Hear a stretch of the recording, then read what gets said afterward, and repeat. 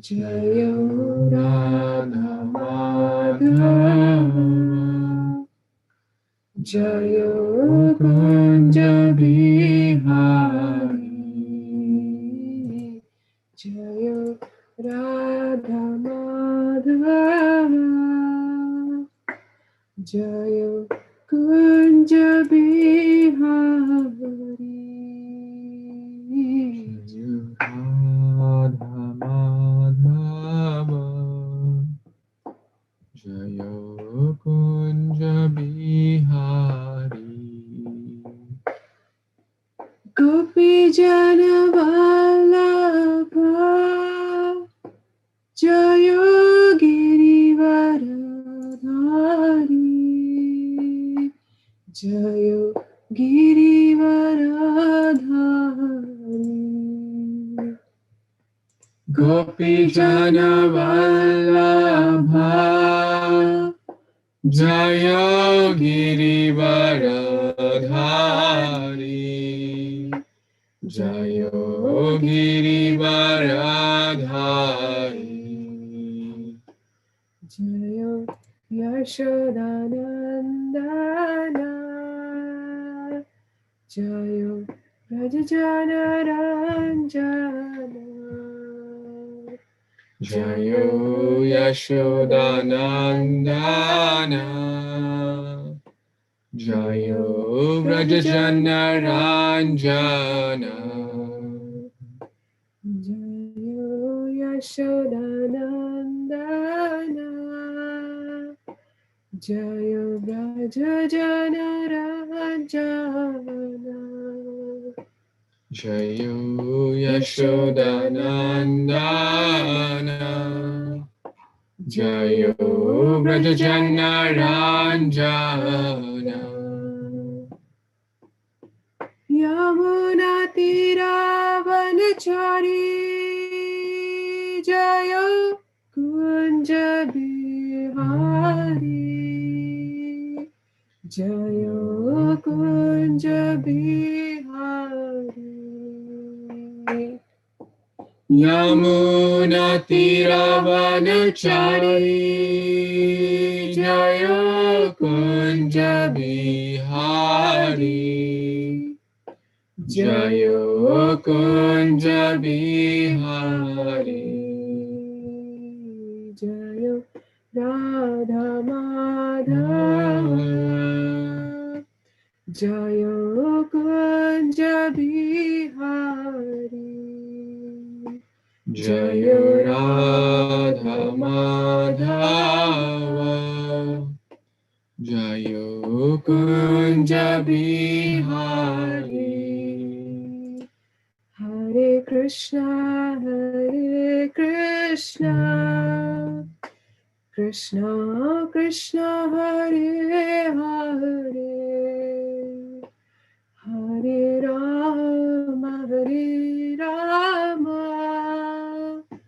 Rama Rama Hare Hare Hare Kṛṣṇa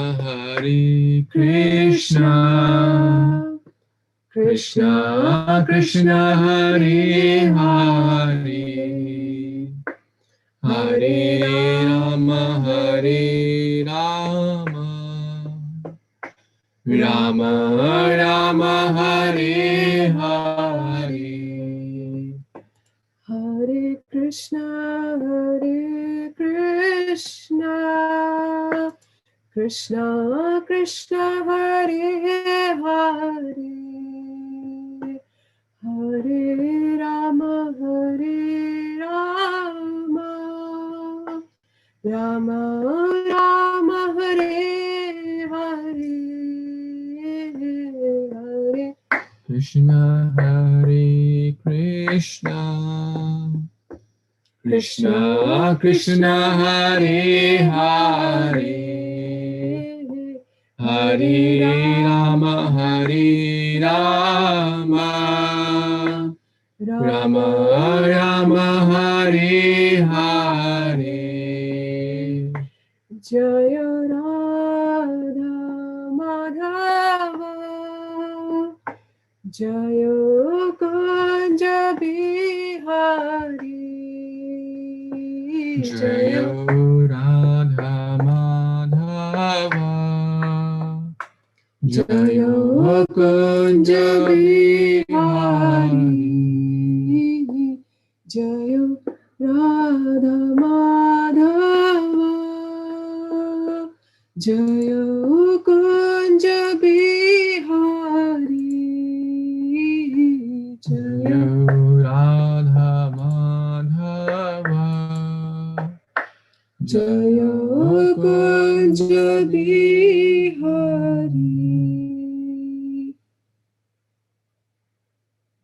Hare Krishna, Krishna Krishna, Hare Hare, Hare Rama, Rama Rama, Hare Hare. Hare Krishna, dear Vaishnavas, thank you so much for joining. So, this is the third session in the series of demons in Kṛṣṇa Lila and the demons within. So, before we start, we would like to do a quick recap. We then do the Manglacharan and then start with the today's two demons. So let's do a quick recap.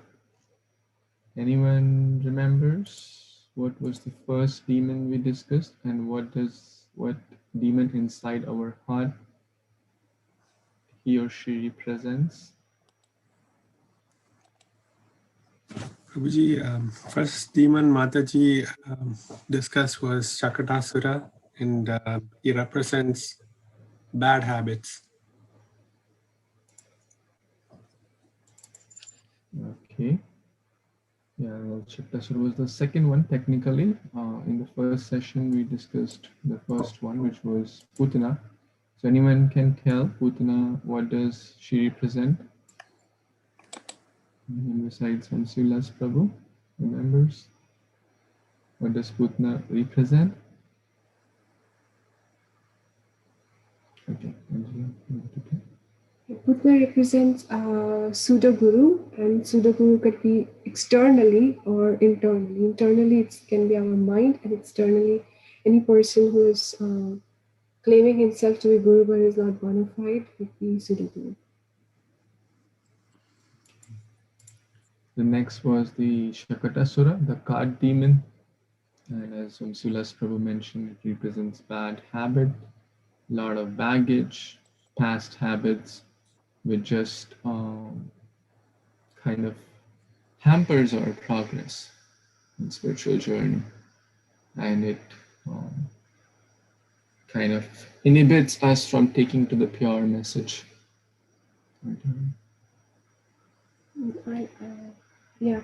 So Shakatasura also, because of lack of time, previously we didn't go a little bit in detail, but it represents previous baggages, as we discussed, previous baggages, bad habits, the loads that we are carrying, in our hearts, in our minds.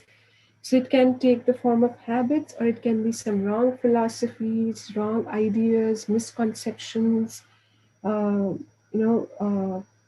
of the original Vedic culture, and attachments to different people or things in our life. It could be some in the form of friends, family, relatives, who are not helping us in Krishna consciousness, but are taking our attention. So when they're coming to us, our Krishna consciousness is going down, then we should limit our association with them. So these becomes our baggages. It's like, a boatman is trying to row the boat, but it forgets the anchor, to pull off the anchor. So we cannot move forward in this journey of Krishna consciousness if we have not pulled our anchor of baggages and attachments, which are not conducive for Krishna consciousness, wrong philosophies. It's like a student going to the teacher and saying, please teach me music. And teacher says, do you know something? And he says, yeah, I know something. I learned from here, there, etc. From my parents, from this, from that. And teacher says, okay, your fees is $200. And then the other student comes and he says, I don't know anything. Please teach me music. And teacher says, your fees is $100. And so what is the difference? Because it takes time to remove the previous wrong ideas or wrong habits that would have developed in the fingers or the technique of playing the music or singing, then that becomes the baggage. So it takes more time. So our heart has to be empty so that the story of pure devotional service can be written by the authorities, by the process itself. Otherwise, we are stuck. And so we have to understand what is our baggages. Also represents laziness. So, we may be lazy to do our things in the day, during the day. So that also has to be taken care of, because Bhaktisiddhanta Saraswati Thakur is very strong about this fact that the devotee cannot be lazy. Devotees have to be very active in Krishna consciousness. You cannot be just lazing around. Yeah, things will happen. Krishna will take care. I can just chant some rounds here and there. That is not what is the mood of Bhaktisiddhanta Saraswati Thakur. He wants us to be always engaged in Krishna consciousness. So this is what Shaktasura represents. Also, Lord Chaitanya says, this is very important because it has been quoted with respect to pure devotional service. He says in Chaitanya Charitamrita, Asat Sanga Tyag Ei Vaishnav Achar. So what is the attribute of a Vaishnav is that it leaves off all the bad association. So we may have certain attachments to people, to things, to different things, the different things that we are exposed to in our life in this and the past. We have to get rid of them, the association, because that is what a Vaishnava is represented by. And interestingly, Rupa Goswami states that twice in Nectar of Devotion. So it is of prime importance. In text 2 also he mentioned, and text 3 also he mentions that we have to give up the association which is not favorable for Krishna consciousness. And as we discussed, this is also the symptom of surrender towards the Supreme Lord. There are 6 symptoms of surrender, and this is one of them. Anukulyasya sankalpa pratikulyasya vanchana. So this is what is Shaktasura. Thank you. So the next demon, the third demon we discussed was Trinavrata. Anyone remembers what Trinavrata represents inside our hearts?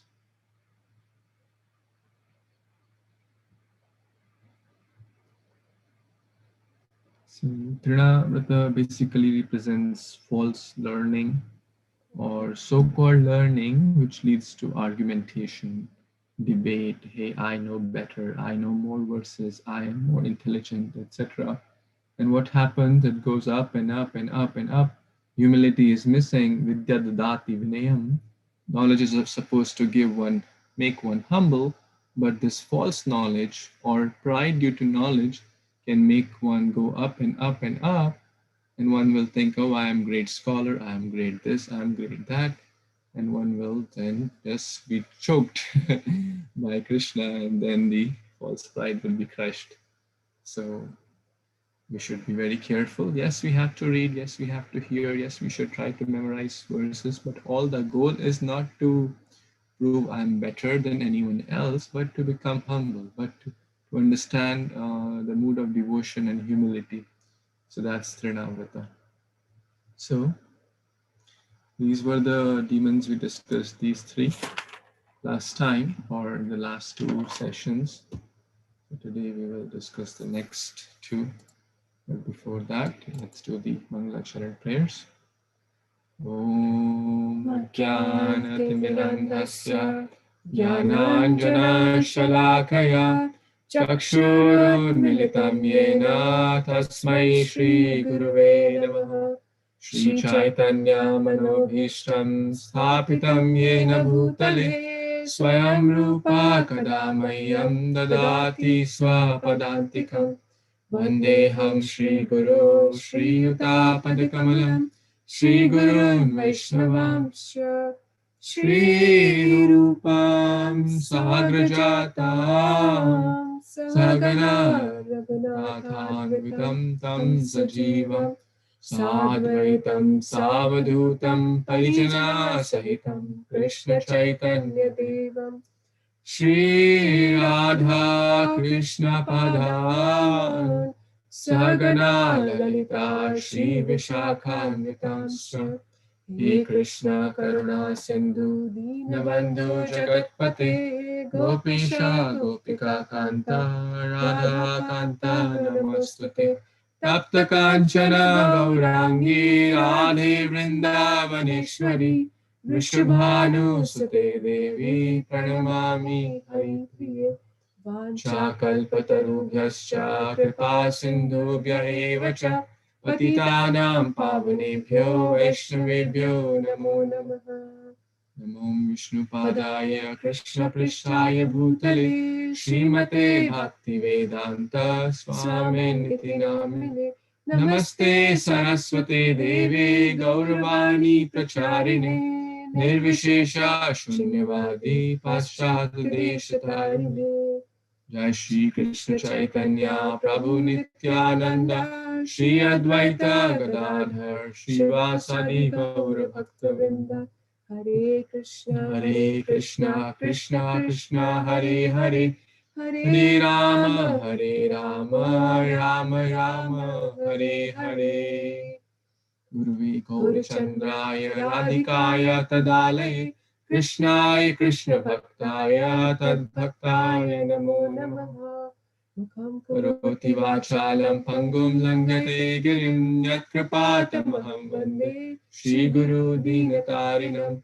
Paramananda Madhavam Shri Chaitanya Ishwaram Chaitanya Radhasa Muni Chaitanya Radhas Chaitanya Radhasa Muni Radhasa Das. So thank you so much for joining. We'll be dealing with two more demons today in part 3 of this whole session, and we should try to memorize what each demon represents, because it is so important. Because first we have to identify with it identify it within ourselves, and secondly we have to also deal with it and understand how to deal with it. And the third thing is, the solution is actually, for most of the pastime, the solution is meditating on how Krishna liberated each of the demons, and so for asking for help.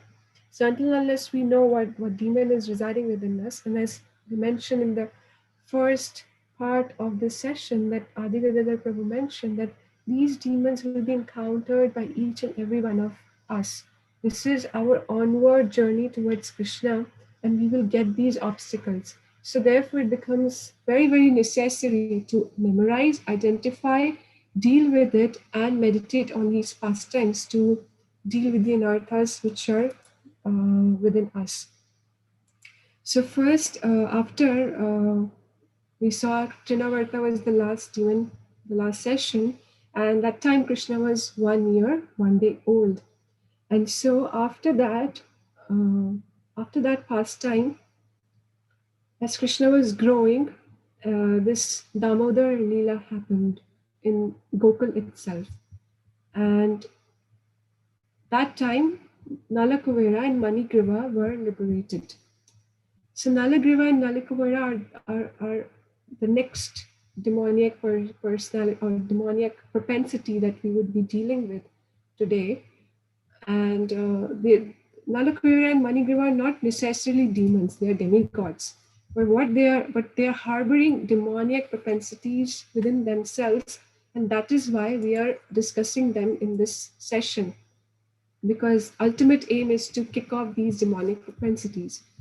So Nalakuvera and Manigriva represent another of an anartha that we can get, and therefore we'll be discussing that pastime.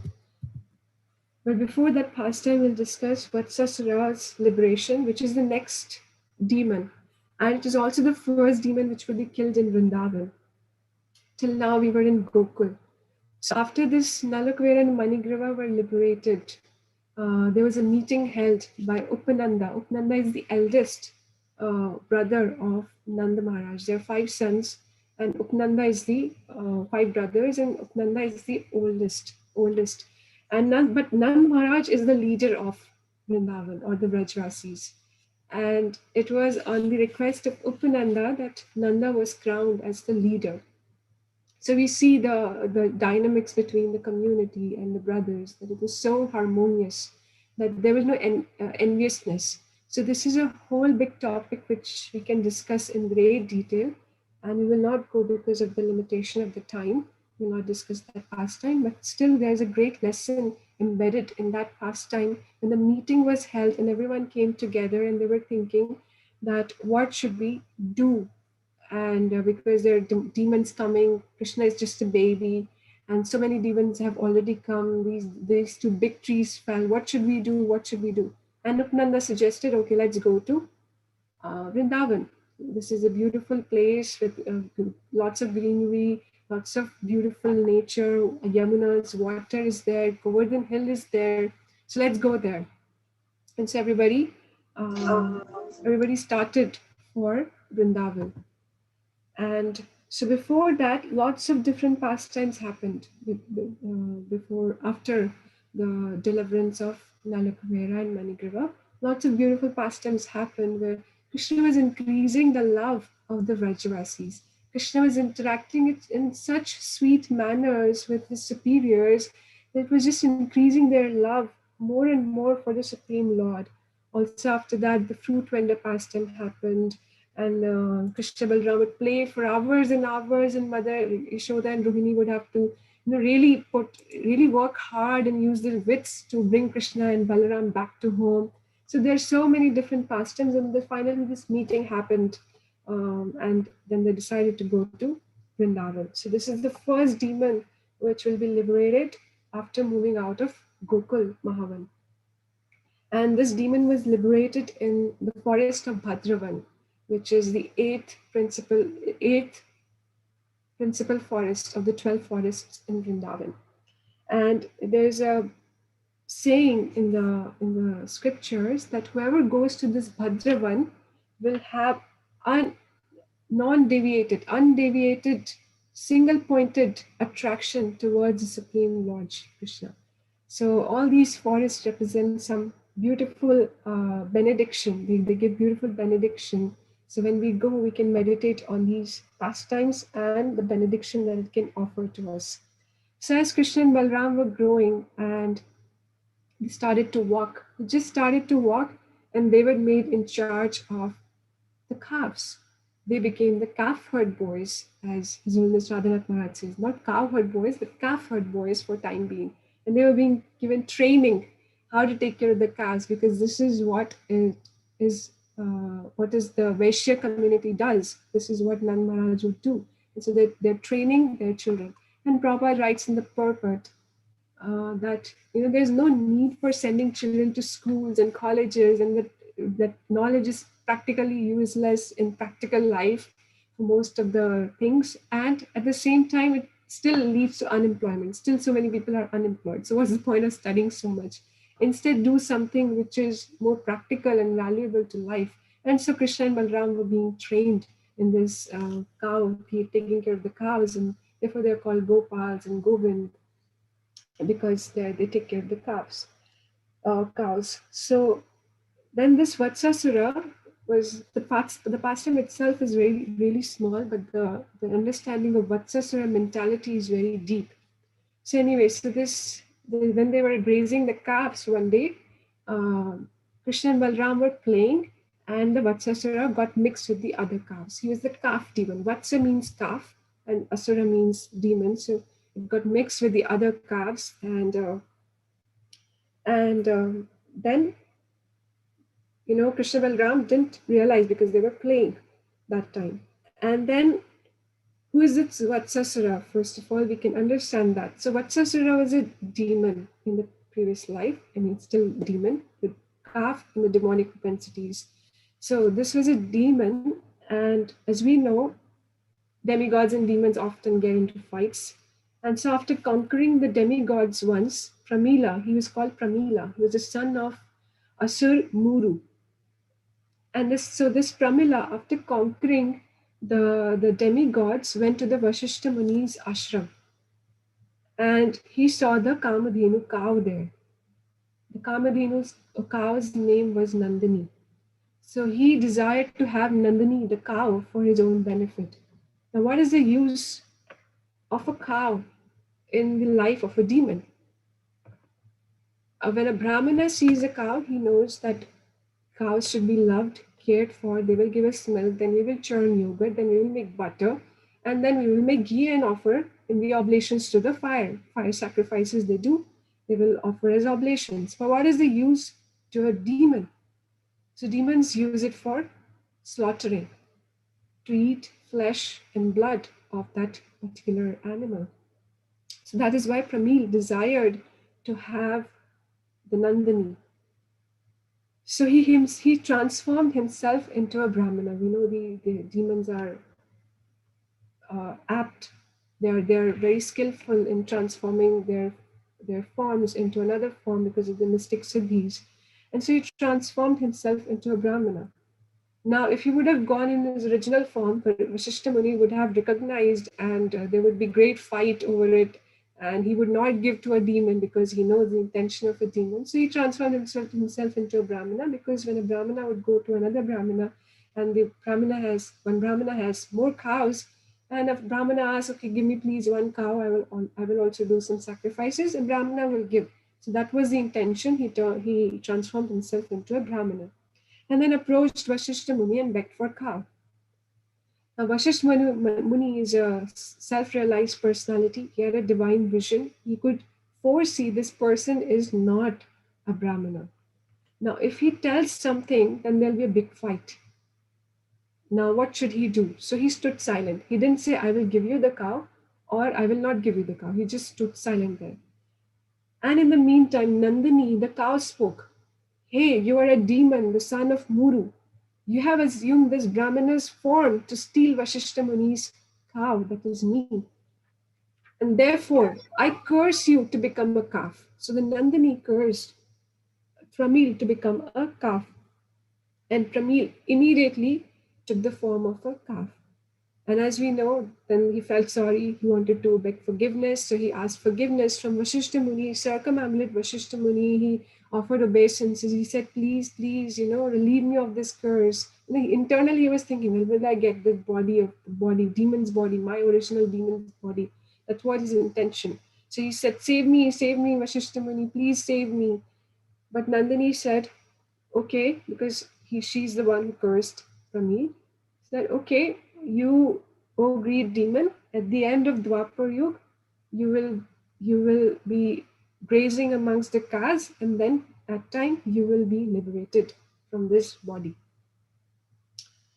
So then Kamsa, we come to Dwapar Yuga, we flash forward the story, come to Dwapar Yuga. So Kamsa called for a meeting in the court with his ministers, and he asked, does anyone realize that, what is the most dear thing to Kṛṣṇa? What animal is the most dear to Kṛṣṇa? So everyone unanimously said, it's cows, because Kṛṣṇa is called Gopal, Kṛṣṇa is called Govind, so it's cow. So then Kamsa asked, anyone would like to go and, kill Kṛṣṇa in the form of cows or something, some mysterious act, and we can kill Kṛṣṇa. So Vatsasura was there, and he said, I'll volunteer because I already have a body of a calf, so I'll get easily mixed with other cows, and then I can kill Kṛṣṇa. So he assured Kamsa that I will be able to kill Kṛṣṇa. But he had a doubt. He had 1% doubt that he may not be able to kill Kṛṣṇa because other demons were, smashed to death. So he had a doubt. So he said, anyway, if I'm not killed, then Kṛṣṇa will not. If I'm not able to kill Kṛṣṇa, then Kṛṣṇa will not kill me because I'm in a form of a calf, and so he will leave me. I won't be, counted among other demons who were killed and smashed. So this way, when Kṛṣṇa and Balram were playing, we go back. They were playing, and Vatsasura appeared in the form of a calf and started grazing with the other calves. Now Kṛṣṇa noticed his herd of calves, and he saw, and because he's all-knower, Vedaham samatitani vartamanani cha arjuna bhavishyani cha bhutani mam tu vedana kaśchana. He's the all-knower. So he noticed this is a demon, and then he pointed to Balram. He didn't say anything. In sign language, he pointed to Balram that, look, there's a demon there. And Balram said, well, you cannot kill him, because if you kill, then you will mar your reputation for ages to come. How will you explain to people that you killed a calf? So Krishna said, don't worry, I will kill the calf, but he will also assume his original form of demon. So everyone would know that he was a demon. So nobody would say anything to me. So Balram said, okay, go ahead, you kill. So Krishna approached Vatsasura from the rear end, and Vatsasura in the meantime tried to kick Krishna with the hind legs on the chest. But before Vatsasura could do anything, Krishna caught hold of the legs of Vatsasura and twirled around in the air very fast, and threw Vatsasura on the top of the Kapita hill. Now there's a hidden mission why Krishna wanted to hit the Kapita tree, because the boys wanted to enjoy the Kapita fruits. So Krishna aimed at Kapita tree so that they can have fruits. So all the fruits fell, and the cowherds boy clapped and enjoyed, and they're going to enjoy the fruits. They enjoyed Krishna's victory. And in the meantime, demigods also started showering flowers and started blowing trumpets, bugles, their celestial instruments. So after killing Vatsasura, just like in playful nature, the boys teased Krishna. Hey, you killed the calf. Why did you kill a calf? Now you've contaminated yourself. You're contaminated. You're sinful. You killed a calf. And so they said, now you go. For atonement, you go to Ganga and take bath there. So Krishna, who has so much love for Vrindavan, he said, I don't want to leave Vrindavan. Who will leave Vrindavan and go to some other place to take bath in Ganga? So you see, Krishna, we know that Krishna is a supreme personality of Godhead. He cannot be contaminated. And even the boys also knew, because they're perfected, realized souls. So they also knew that Krishna is not contaminated. But for the pleasure of the boys, Krishna manifested Ganga through his mind, mana. And therefore it came to known as Manasi Ganga. And this pastime happened on the day of Deepavali. Just as Damodar Leela happened on the day of Deepavali, maybe a year before. And this pastime also took place on the day of Deepavali. And so Manasi Ganga was manifested by Krishna through his mana, mind. So this was the pastime of Vatsasura. So now what does Vatsasura represent? Well, it's very, very deep. It's very, very complex. But we'll try to make the best attempt to understand what this Vatsasura is. In short, Vatsasura is two things. One is immaturity or childish behavior. Second is greed, which arises because of that immaturity. So now, Bhakti Siddhanta Saraswati Thakur in his commentary explains, this is in the book called Krishna Samhita.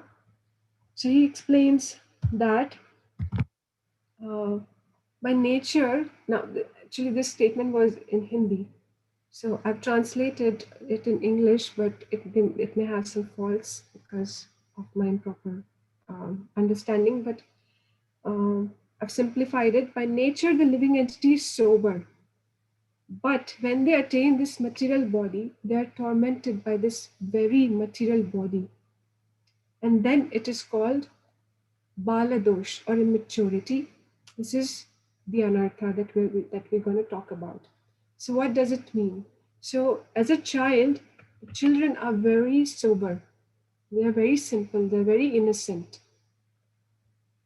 They are always under the control of their parents. They follow their directions. They are obedient. This is the nature of very young children.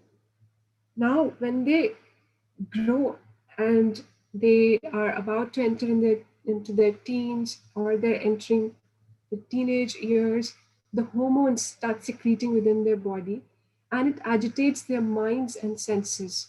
They become robust. In the sense, if you've ever seen a calf, then calf has the tendency that when it is left by itself, it frolics, it jumps, frolics. It's very difficult to catch it then. Similarly, the tendency to frolic comes in teenage years. Because so far we have been under the strict shelter of our parents. Now you want to go and explore out the world. You want to frolic. It's very difficult to capture. So that is what Bhaktisiddhanta Saraswati Thakur is saying, that by nature the living entity is sober. So child is sober. But when they attain this material body, they are tormented by this very material body in the form of hormones, in the form of secretions that take place, in the form of mind which gets agitated. So we are tormented. So that is immaturity.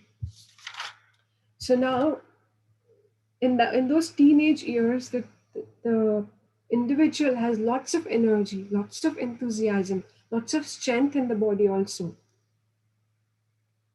And therefore, they have this tendency to get into wrong habits, addictions, attraction to the opposite sex, exploring the world, exploring what is there on the internet, what is available, what we can explore. They have this tendency.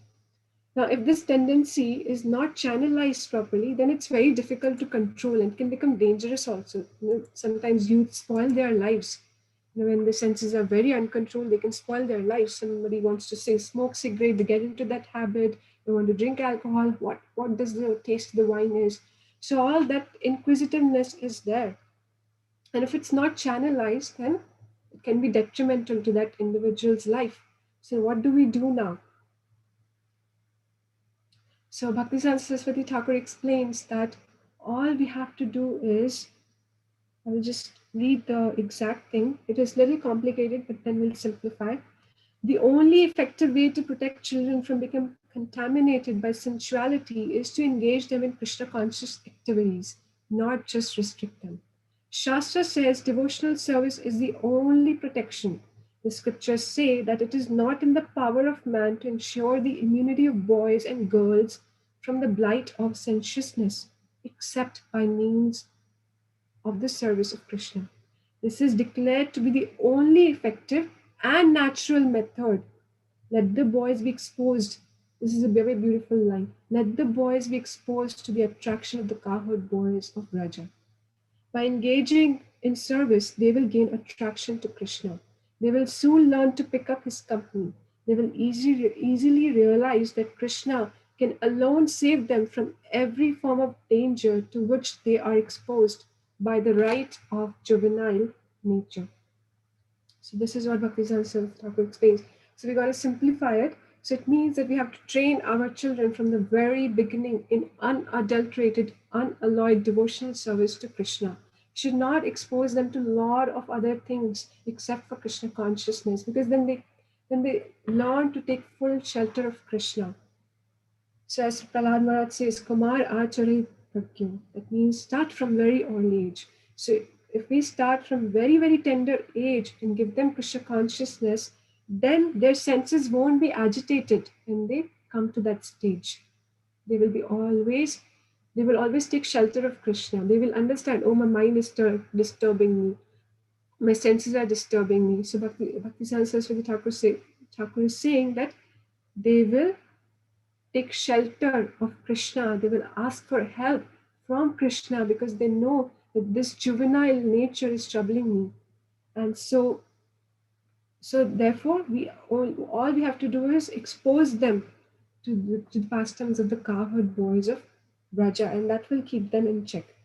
Now, also, we cannot deny that in teenager years, there'll be some energy, there'll be some outburst of energy, there'll be some vitality, there'll be great enthusiasm, so that enthusiasm we have to dovetail in Krishna consciousness, giving them services, giving them engagement, positive engagements will tame their energy. It will not be negated, but it will have proper channel to be given. So now this is what we talk about children. Now this is also a very important lesson and learning. The next part is we have teenage years even in our Krishna consciousness. So what is the teenage phase of our Krishna consciousness? So first thing is that when we are very new to Krishna consciousness, very, very new, just introduced, we are very humble, we are very submissive. That's what we discussed in the beginning also. We're very humble, very submissive. We'll pay danvats here, danvats there, everywhere danvats. We are just ready to obey, follow anyone, whatever they say. So, and we have great enthusiasm also at that time. So because of that enthusiasm, Sometimes it may be, it may not be proper or appropriate. We may give wild ideas, we may not think too much, and out of enthusiasm, in a sense, we may say something. So, but the responsibility of the senior mature Vaishnavas is to not all the time say, hey, don't say like this, hey, don't speak like that, you should do like this, you should not do like this. It's not, senior devotees should not say like that, because they have lots of enthusiasm. Just as if we keep telling children, hey, sit down, why are you keep chatting or keep reading or keep doing something. They have energy, so they want to do. That's a natural propensity. If you restrict them, then that will not lead to any good. It will lead only to frustration. Similarly, these new devotees who are ready to do anything, they should be channelized properly. Their energies have to be channelized, and not say, hey, don't do like this, this is wrong, this is right, this is wrong. Then they will not even do that much. They will just go away. So similarly, you have to very intelligently nurture them and bring them to a firm, fixed, mature form of Krishna consciousness. So now from this new phase, from this babyhood phase in Krishna consciousness, we come to the teens phase. What is this teenager phase? This is the initiation phase. We think, I'm initiated now. I can speak anything. I can do anything. I'm free. So we start frolicking, just like the calf.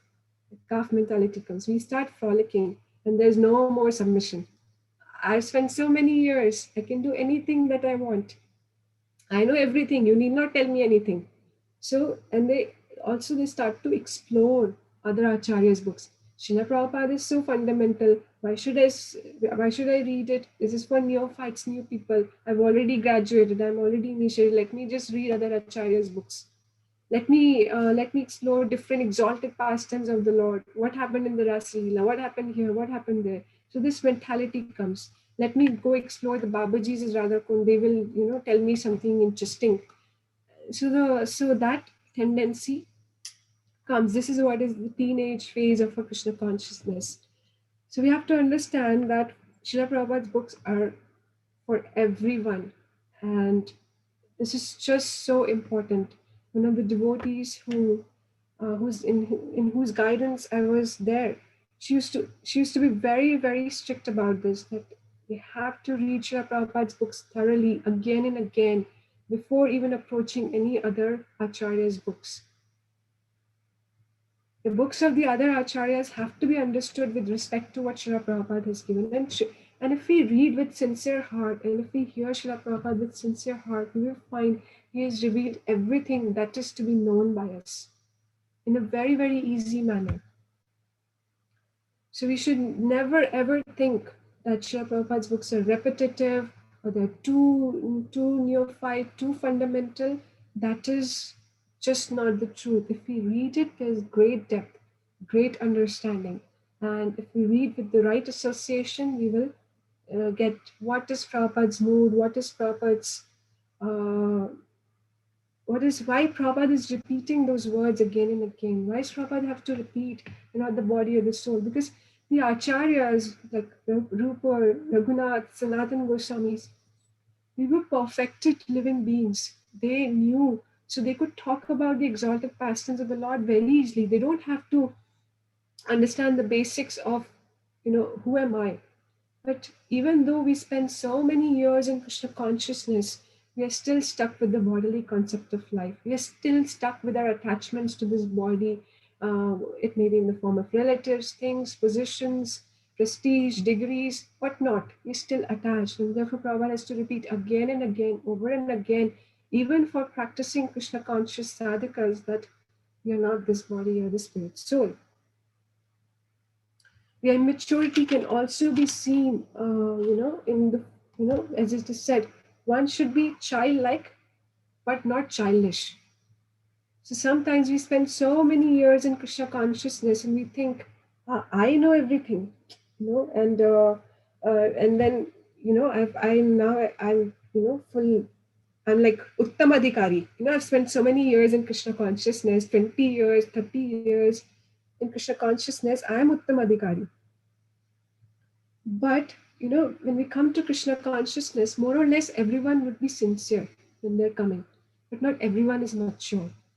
And number of years spent is not equal to the maturity of the devotee. We can be mature on day one of Krishna consciousness, and we can be immature even after spending so many years in Krishna consciousness. And in that immaturity, we spoil the relationships. We refuse to grow, learn. Authorities are saying, do this. We're like, no, I don't want to do. I know everything. Refuse to see the bigger picture. So this is what is called neophyte mentality. So when devotee Vraj Prabhu is explaining, neophyte means fight. They're always fighting. They're always fighting and complaining. They do. So Prabhupada explains, what is this neophyte? What is this Kanishta-adhikari? They don't respect devotees. They don't regard, they don't give the due respect to the devotees. So now, sometimes you think, okay, not giving respect to devotees means not ignoring them, not inviting them, not, just, not addressing to their presence, basically. But it can be very subtle. Sometimes the authorities are saying, do this, it is good for your Krishna consciousness. Don't do like this because this is not what is our paramparas. Don't do like this because this is what scriptures is saying. But our mind, our immaturity, out of immaturity, we say, no, I know everything. We'll take from one line from here, one line from there, from the scripture, and we'll present it. This is what I feel. This is what I want to do. But we forget that what is the ultimate purpose of my practicing Krishna consciousness? It is to please Krishna. And how is Krishna pleased? Krishna is pleased when the devotees are pleased. And Krishna will not, we are not Arjuna, that Krishna will come personally and he'll say, do this, do that. Krishna will send his messengers, Krishna will send the authorities, Krishna will send the devotees, and they will tell us, do this, do that. And if we do that, then Krishna is pleased automatically. We don't have to think extraneously, we don't have to put extra efforts to do anything for Krishna. Krishna is pleased when devotees are pleased. And there's so many verses glorifying that aspect of Krishna consciousness. So we have to let go of this immaturity. So Prabhuji says that it is our responsibility to make sure that we progress from neophyte to the Madhyamadhikari level. From Kanishta to Madhyamadhikari, the transition is our responsibility, and we have to take care of that aspect of our Krishna consciousness. So how do we know who is Madhyamadhikari, who is Kanishthadhikari? We talked about a little bit about Kanishthadhikari. So who is Madhyamadhikari? Madhyamadhikari knows that Krishna is there in everyone's heart. So there's culture of respect. He respects everyone. He respects everyone. There's lots of respect. And therefore that person can preach. So what is the formula to preach is to be Madhyamadhikari. So what are the characteristics of Madhyamadhikari? He has love for Krishna, friendship with the devotees, and compassion for others. That is the formula to preach. And preach doesn't mean that, you just talk about Krishna here and there. It just, that Kanishthadhikari may also speak something. But preaching means transforming the hearts of people. So if you're transforming hearts, if you're touching lives in a positive way, so that they are coming closer to Krishna, then that is what is effective preaching. And that is what Madhyamadhikari does. So now there Prabhuji gave two examples of explaining how do we know who is Madhyamadhikari and who is Kanishthadhikari. So he gives one thing is, when one is given position, how does one react? So Kanishthadhikari would be like, now they got to know, this is what I deserve, this is what I knew. Now they know, now they recognize my potential, this is what I'm supposed to do, to lead, this is what I'm supposed to do. But Madhyamadhikari thinks, this is the opportunity to serve Krishna, this is the opportunity to serve Vaishnavas, and I have to do to the best of my ability to serve them. The second thing is aspect of faults. So when Kanishthadhikari is in the position, in the lead position, and he sees the faults, he'll immediately go and say, hey, you're doing wrong. Why are you doing this? You should not do this. You will have a fall down. Why are you doing like this, behaving like this? You should not do like this. They will be very rude, very impatient. But Madhyamadhikari, it's not that they avoid the faults. Madhyamadhikari is there to correct, help, guide. So they don't overlook the faults. They think that what can I do? How can I tell this person so that this person is not hurt, and at the same time attraction towards Krishna is increased. So their only anxiety is how can I bring this person closer to Krishna? And so they depend on Krishna and give guidance, and at the same time they engage the person positively so that Krishna can guide them as super soul to the right path. So this is the immaturity seen, immaturity, Vatsasura mentality amongst individuals. Ravindra Sarup Maharaj explains, Prabhu explains that immaturity can not only be limited to individuals, but it can be also of the community. So how is it seen in community? How do we know the community is Kanishta and not Madhyama? So community is made of individuals. So in each individual, if it's on Madhyamadhikari level, then eventually community is on Madhyamadhikari level. And if individuals are on Kṛṣṇa platform, then they are on Kanishta Then they remain on Kanishta Adhikari platform. The community remains on that. So how do we know that the community is Kanishta? In that community, Prabhu explains that there are no conflicts, there are no fights, no confrontations. That is a pseudo community. It seems like a community, but it is pseudo community.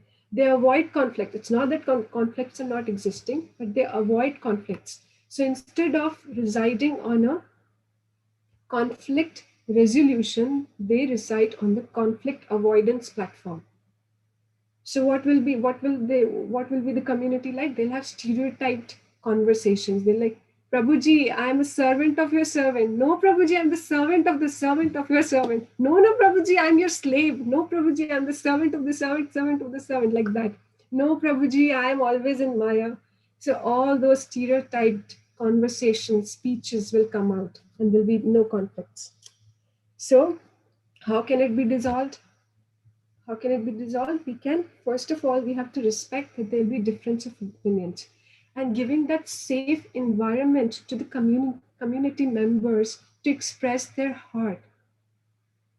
So one thing is to express, and at the same time, we should also be ready to take guidance. Sometimes the guidance may not be what we are looking for. It may be contrary to what we are thinking, but we should be ready to take it, accept it, and execute it.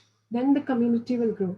The second thing is very important is that the community members should come together and hear Hari Katha most of the time. And if each community member comes and speaks Hari Katha one day, then next day, then next time, the next time, then it requires a great humility to hear someone speak Hari Katha. Why? Because the false ego's nature is that I want to speak, I want to be heard. And it is seen in lots of conversations when people are talking to each other and we cut the other person and we start speaking our thing. So this is the way, because the false ego's nature is we want to show that we are superior. So we have to curtail this habit and listen, sit down, listen attentively. By listening attentively, it requires humility. And that way the community will grow. Maturity will come instead of immaturity. So this is what is immaturity or Vatsasura mentality in the community and at individual level. Also, it is explained by Bhakti-Siddhanta Saraswati Thakur that we'll have this black sheets. So everyone, when they come to Krishna consciousness, is sincere more or less, as we discussed. But there'll be some people who will be nuisance, who just want to disturb the community, who are not there for Krishna consciousness. They're always disobeying. That's what is their nature. They always want to disobey. So what do? So mature devotees have to be very vigilant and take care that they are not contaminating other innocent people within the community. That is the responsibility of mature devotees, and it really requires a high level of Krishna consciousness and maturity that comes with it, that we will be able to identify and understand. As we were discussing, Kanishta Adhikari, they see the fault and they immediately want to reprimand that person. Also, immaturity can be so deep that sometimes you don't even see who is wrong, who is not right. Because as we are saying, it requires mature devotee to see who is black sheep, who is not black sheep. It requires mature devotee to channelize the energies within a devotee, new devotee. So similarly, immaturity can be so deeply embedded that a person may not even realize who is wrong, who is right. They will say, yeah, everything is right. Everything we can do. But but that but that should not be the idea. We have to, it's a very beautiful formula to attain Godhead. One is simplicity. We should have simple heart, like child, innocence. We should be childlike but not childish. So simple heart. And the second is discrimination against Maya. So we need some amount of discrimination. It's not that Krishna consciousness means everyone is equal, everyone is good, everything is good. No, we have to be we have to discriminate what is favorable for Krishna consciousness and what is not favorable for Krishna consciousness. As we discussed, it requires discrimination. So these two formulas of discrimination and simplicity, if these two qualities a devotee has, then he's eligible to enter kingdom of God. So it is so beautiful and deep. So the next part is, which is very small, we'll cover it in a very short, brief way, is that greed. So greed arises out of immaturity, because as we discussed, Kanishta is always after prestige, position, respect, honor. So then the greed will arise. Why am I not getting this?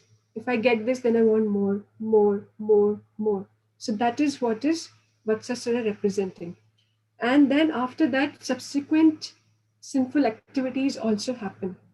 Because to attain something, by hook or crook, we want it. The desire is very strong. The desire is very outrageous. So we want it by hook or crook. So sinful activities will also happen. So now greed in Krishna consciousness can be of two types. Again, one is which is desirable, which is spiritual. As we discussed in the first session, it has to be lolyam, which is required, the greed which is required to purchase devotional service. So that lolyam is what we need. But the other lolyam is for looking for prestige, looking for honor, looking for wealth in Krishna consciousness. So we know there are many stories that have happened, unfortunately, where devotees have only cheated other devotees for money. Some devotees trouble other devotees for position, prestige. That happens. And we have to again learn to identify it so that we don't go to that stage of greed. And what is this greed? Greed is simply a reflection of vacuum in the heart. There's a big vacuum, big hole in the heart. And this is because of lack of Krishna consciousness. So some people try to fill it with some position, some honor. Some people just want to eat. Some people just want to go out and, do something wild. So we are trying to fill this vacuum by different activities. So there's a beautiful verse in Śrīmad-Bhāgavatam, and we'll conclude with that, is that Vidura is saying in Śrīmad-Bhāgavatam 3:5-2, Vidura uvacha sukhaya karmani karoti loko nate sukham van yaduparamam va vindeta bhuyastataeva dukkham yad atra yuktam bhagavan vadendava. So Vidura is saying this 5,000 years back that people are looking for happiness. People are looking for happiness, but they're not getting happiness. There's so much of endeavor, but no happiness. So they thought, okay, if you're not getting happiness, so khaya karmani karoti loko. What is the loko? What is loko? The worldly people doing? They're looking for happiness. They're working for happiness. So khaya karmani. So now they're not getting happiness. Natai sukham vanyad uparamam. So what do? They are thinking, at least let me get some relief from the dukkhas or the miseries. But they're also not getting that relief. They're getting even more dukh. Vinde tabhuyas tata eva dukkham. They're getting even more dukh.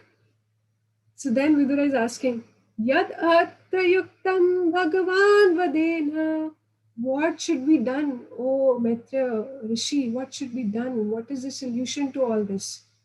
So that's why people have this greed and it is not satisfied. There's a vacuum, big vacuum. And how do we fill this vacuum? And why is this vacuum? Janasya Krishna Vimukhasya Deva. The Buddha is again saying that because these Jana, these people have turned their faces away from Krishna, so therefore there is a vacuum. So when we fill our hearts with Krishna consciousness, when we fill our hearts with Hari Katha, unalloyed devotional service, then this greed will be dispelled. Then we will have only spiritual greed, the desirable greed. We will not have undesirable greed. So all we have to do is constantly dwell in the pastimes of Lord Krishna. And that is the solution. And as we discussed, we have to meditate on these pastimes and take active responsibility to transcend transform ourselves from immature devotee to mature devotee. So we'll end Vatsasura here. It was very heavy and very important also. And we'll discuss Yamuna Arjun pastimes now. Thank you so much, Ms. Yeah. There's a lot of lessons and information to digest. So I think let's take some reflections before and if we move forward. But we don't want to kind of just bombard with information without digesting it, because we are not like cows that we take a lot and then after ruminate the rest of the day. We need to take it step by step. So let's hear from all the devotees present. So anything really struck you, or any comments you have, any reflections? Let's ruminate what we have heard. Anything really? Oh yeah, please raise your hands and so we can take one by one. Yes, Kashish Mataji, please. Hare Krishna Prabhuji, Dandavat Pranam Mataji. It was very wonderful class. You have taken up a topic which is really absolute neophyte. Sometimes I get bewildered, dwindling. So these are very normal conditions, struggling between unseen unseen faith and the surroundings. So it was really very helpful for a mental pathway, a direction that what should be the right and wrong, and how should I progress. Thank you so much. It was wonderful. Thank you so much, Mataji. Thank you so much. These are there, as Manjali mentioned, and quoted by the Prabhu. But yes, everyone has to go through. It's not that you have or I have. Every sincere person, it's like if we have to graduate, can we bypass 5th grade, 10th grade and just graduate from first to college? If someone is proposing that, it's a cheating business, correct? So we have to progress through those stages. Same applies in bhakti, and as we keep moving, the challenges will come, obstacles will come, the demons inside will howl. So we have to. Applies for everyone, but a sincere person.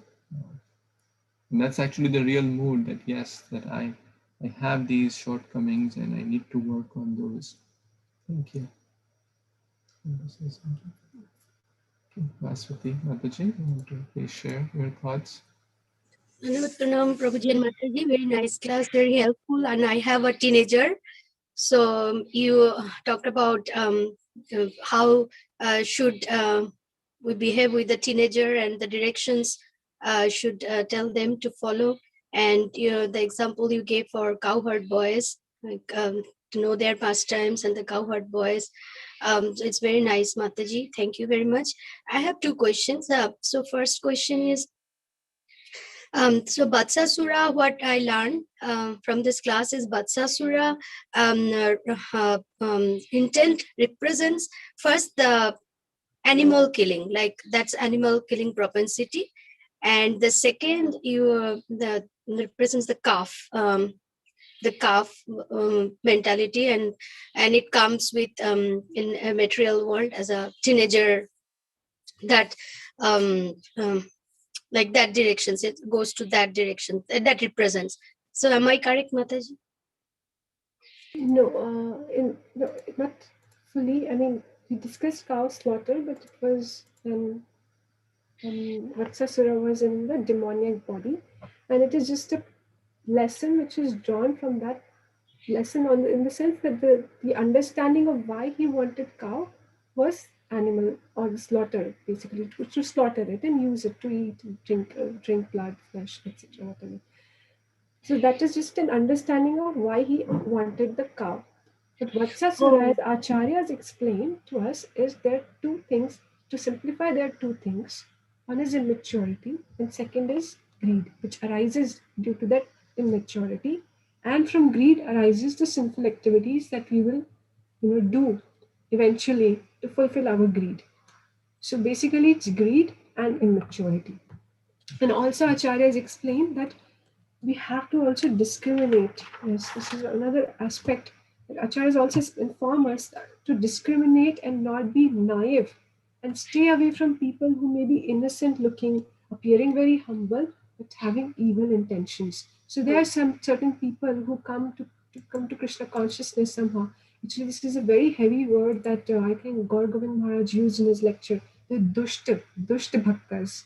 Now, this is very contradictory. How can bhaktas be dusht? He also said that.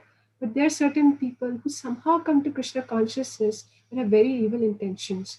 So, sometimes when we come to bhakti and we're like, hey, everyone is good, everyone is equal. It's not like that. We have to understand who is sincere and who is just, killing their time here in Krishna consciousness, passing some news.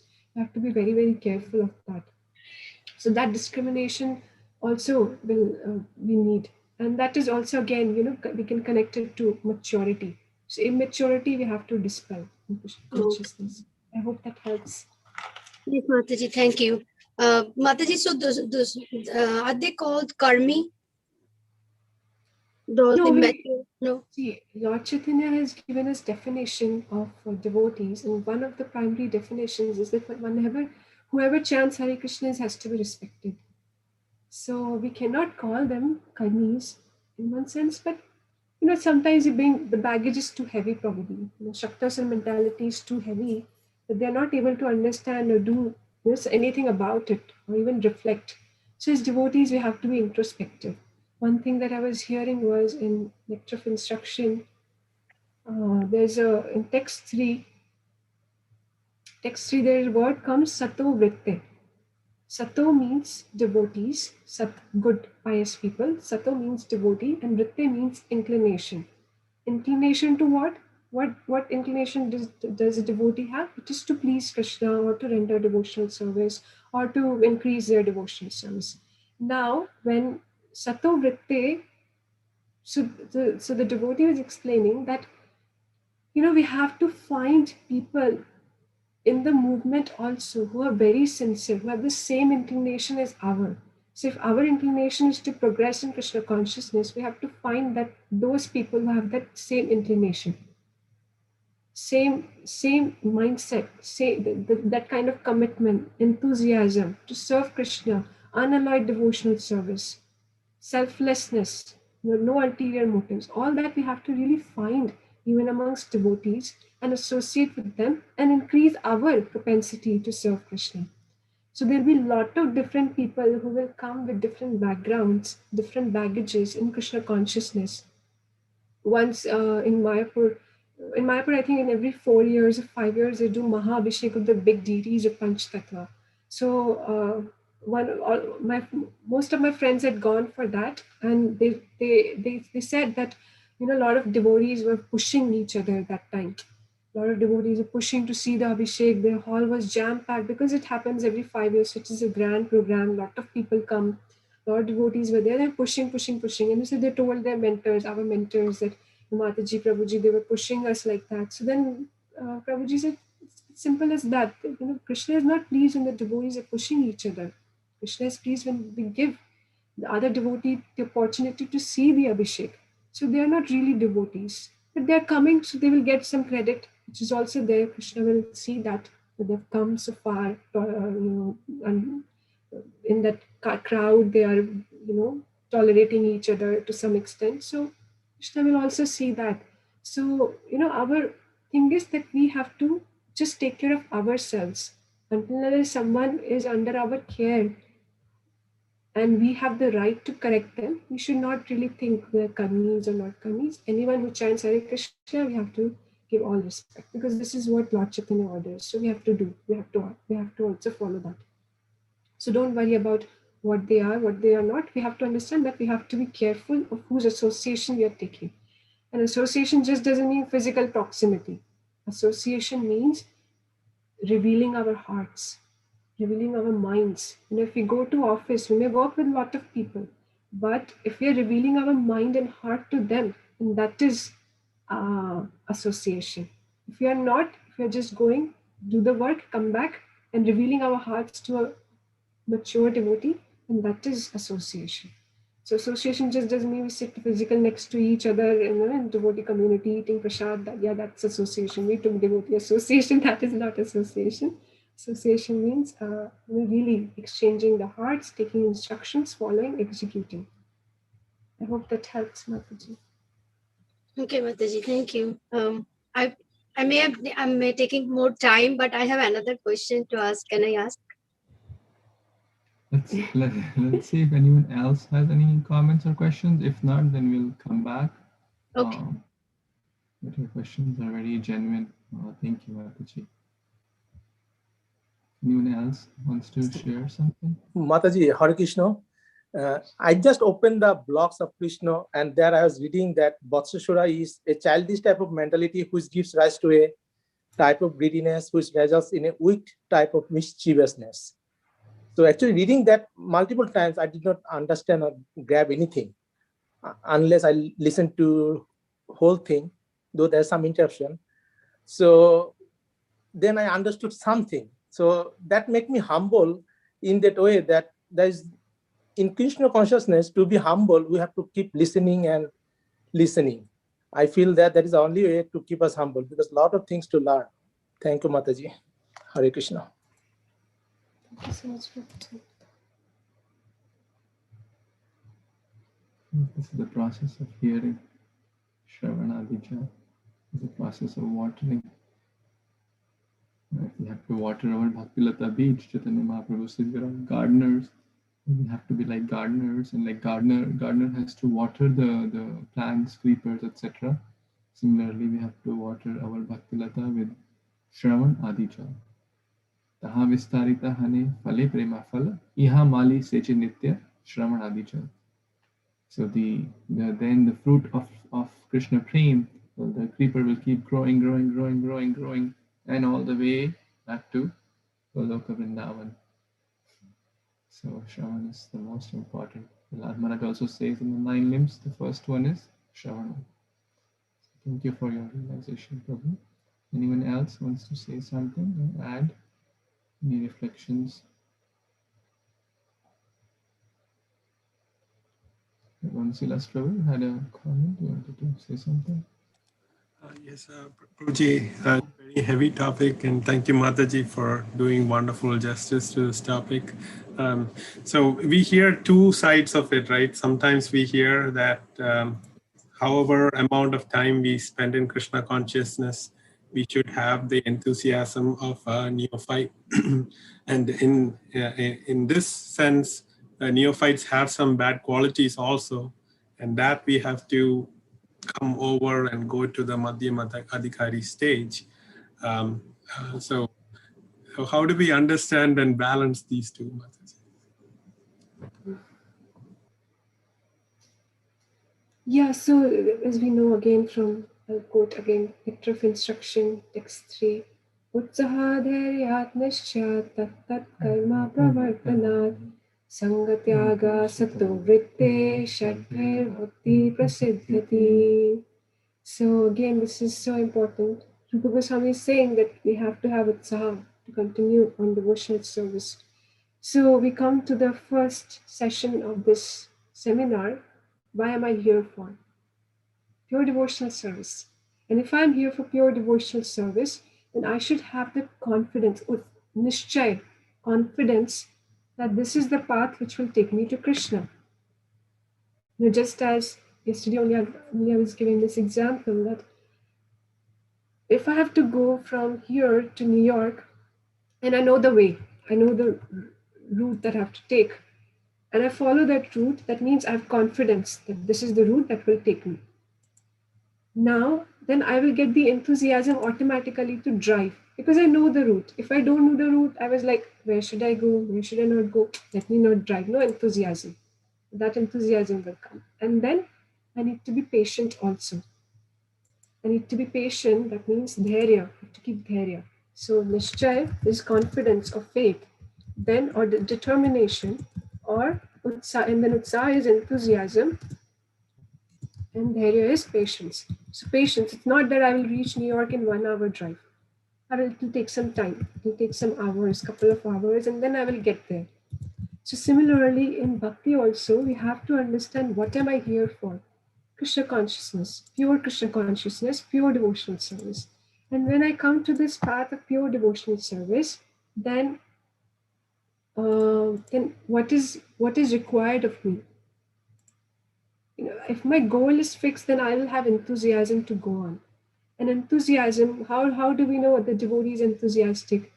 The devotee who dances the most in kirtan, is he enthusiastic? Yes, one way, yes. Externally, it may appear the devotee is enthusiastic. But sustained enthusiasm, how do we identify is that by the constant commitment. So the devotee is constantly committed in Krishna consciousness, constantly trying to improve or propagate Krishna consciousness. This commitment, that is enthusiasm. So in long run, our enthusiasm will be depicted by our commitment to Krishna consciousness, to propagate Krishna consciousness, to always be ready to improve ourselves. Because in the spiritual world, even gopis are expanding. They're also trying to improve themselves. They're also expanding their services. So who are we? We have a long way to go to get there, even to the perfected stage. So we have to have that commitment and enthusiasm to carry on. See, in our life, it will be commitment to go on, to follow our vows, to propagate Krishna consciousness, to be truthful and to be loyal to this parampara. That is our enthusiasm. And then we have to be patient also, because in overnight we will not develop love of Godhead. It will take some years, and then we will get there. I really hope that helps, Prabhuji. Yes, Mataji, very nice. Thank you so much.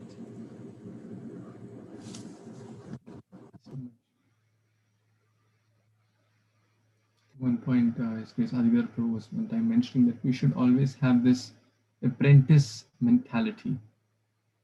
That means always eager to learn, understand that I am vulnerable, understand that I am prone to downfall, I am not Achyuta. That mood is very good.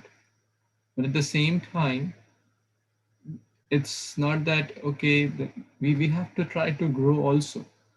Grow in the sense like be eager, as Rani explained, be eager for more service, be eager. It's not that if someone, like says, hey, do you want to do this? No, I'm very neophyte. I'm good for nothing. So maybe in the beginning, we don't know, but there should be eagerness. How I can support, how I can take the anxiety. We were talking yesterday, also day before, how I can take the anxiety of the Lord Chaitanya and share what I have received in the right spirit. So to our seniors, we always have that mentality that I want to learn more, I want to do better, please correct me. But because after some time, there will be new devotees coming and new people will be joining. But we have to share what we have received also. So there's a fine balance, and we have to nicely adjust those and be childlike, not childish. It's a very deep statement. And I really like that. I've heard it from multiple devotees. Be childlike, simplicity, non-duplicity, honesty, straightforwardness, not childish. Childish means, children, right? Neophyte, Neophyte. fighting, complaining, Yeah. that mentality of taking. If they don't get candy, they'll throw tantrums, and that's childish mentality. So if we don't get position, we may get why they're not giving me. We get frustrated, not tolerate all that, angry. That should not happen. Okay. Anyone else has any other comments, questions, realizations, thoughts? Also, Bhaktivinoda Thakur explains in one of his songs that with Kṛṣṇa, I offer respects. I stay away, I offer respects. With Madhyamadhikari, I form friendship. I stay close to them, take their association, form friendships. And with Uttamadhikari, I take instruction. So this is the way we have to conduct ourselves in the community of, and that doesn't mean that we are, putting someone down. That is not the mentality. Mentality is that what is good for my devotional service. If I associate too much with Kṛṣṇa, then I'll also become complaining. I'll also, disrespect others. I'll also have become a little low in my spiritual consciousness. So then we don't want to take the association, but we want to respect them because they're there, they're coming, Kṛṣṇa. So we respect them. That is there. But with Madhyamadhikari, we reveal our heart, we have our exchanges, we make friendships. Even we can take instructions from Madhyamadhikari and then take instructions from Uttamadhikari for sure. Just the way Bhaktivinoda Thakur outlines. Thank you. Anyone else has any other thoughts, additions? Hare Krishna, Prabhuji, and Hare Krishna, Mataji. Thank you so much for a wonderful session. I really learned a lot. I really liked the way you said even a neophyte can be matured, and a devotee who has spent decades can be immature. Yeah, I really like that point, and also I feel myself like even after few years, I kind of have that inability, like in not up to the point of a devotee. So how can we? I know you already said. How can we develop and to remove those bad qualities? What you can say from the heart. Of course, you kind of already explained. But So how can we remove? So we have to, first of all, not feel bad that we have that. Sometimes we overburden our hearts and we fail to accept that we have that. And when we accept, sometimes we feel very ashamed. There's no need to be ashamed because, as we discussed, this anartha nivritti is one of the stages of devotional service. So it's a progressive stage. And so there's nothing to be ashamed of, but accepting it, understanding that I have, and then not feeling ashamed, but doing something about it. So one aspect is to meditate or pray intensely that I have this. Second thing is always be open to we should have just one devotee, at least one devotee with whom we can share our heart and and take instructions and then follow it. It's not just receiving instructions, but it's also executing the instructions. So we should be ready. And sometimes it may not make sense. Not everything may make sense to us. But Arjuna also, for everything, he didn't understand in the first go, but he kept asking Kṛṣṇa, what can I do? Is it correct? Is this renounce order life correct? Or is this devotional service correct? What is correct? He asked 2-3 times. See to the beginning of the theme of the chapters, we see that Arjuna asked 2-3 times. Of course, he asked for the benefit of others, but the point is that he was very humble in all these questions. He was very humble. So we have to have that humility if we really want to progress in Krishna consciousness. See, if we have some anartha, then is anyone else being obstructed by my anartha? No, I am being obstructed by my own anartha.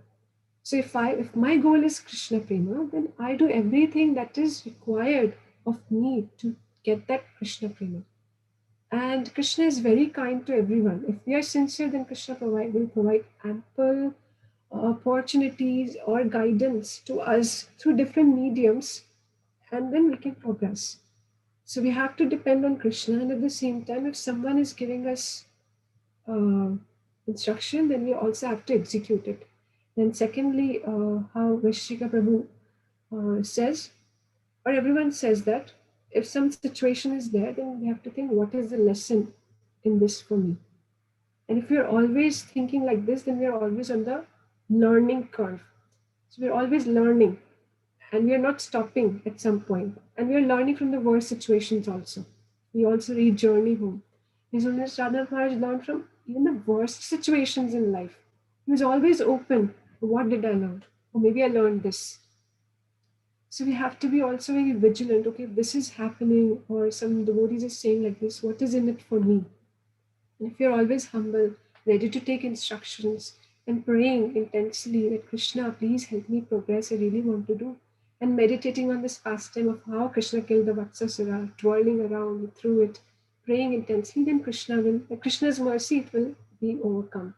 But we have to have that desire, identification, desire, sincerity, accepting guidance, and then we will be able to do gradually. Also, association, close association. Again, association doesn't mean physical proximity, but understanding. By observing very mature devotees, also we can learn a lot. I learn mainly by observing devotees or observing anything in life. So observing how their conduct is, or understanding the mood of Srila Prabhupada. Just by reading Prabhupada's books, we will get the mood. There'll be no there'll be no confusions.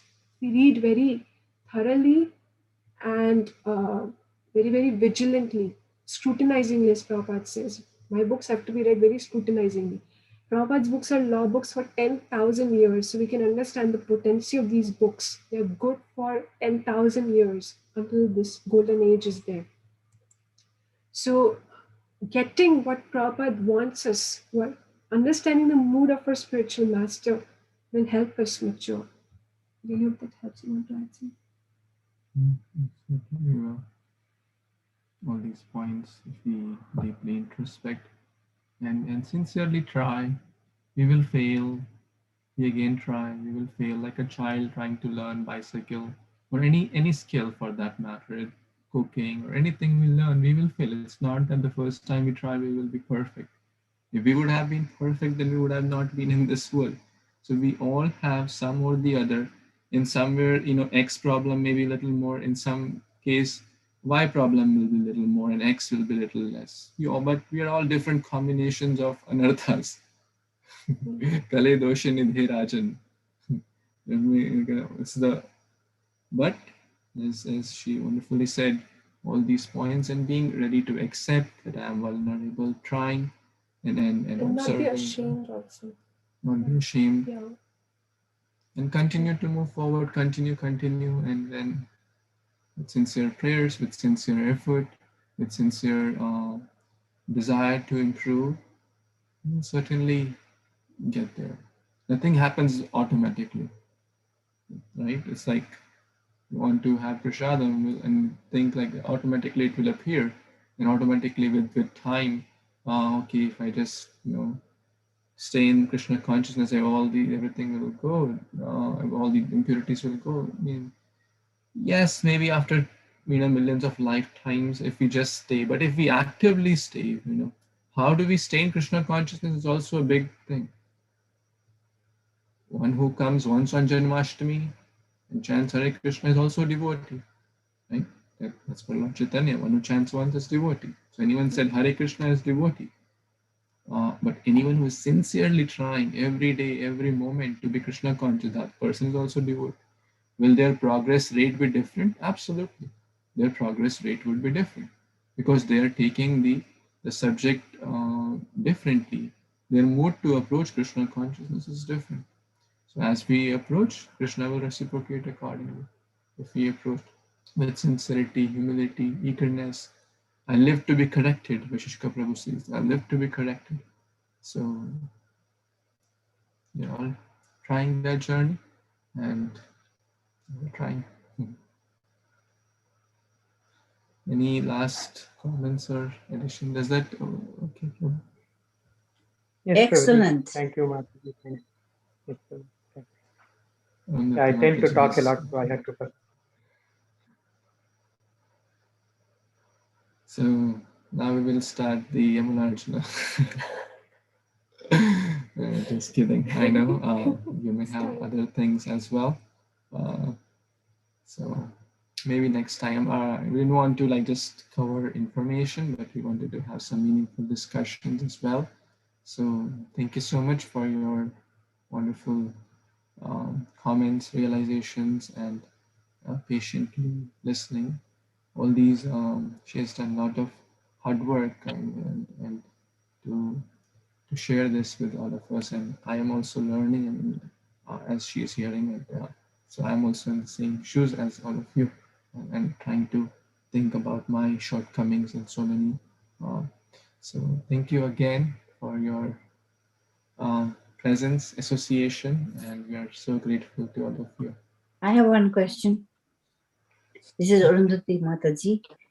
Next time when you come to Bonkim Prabhuji's house, can I get the book of Srila Prabhupada's book that you talk about, so I can read about him, what he wrote about Krishna? Sure. I don't have that book. We can certainly arrange. I'll call you and we can arrange, because there are like 100 books. Yeah. But which one specifically you would like, I can certainly.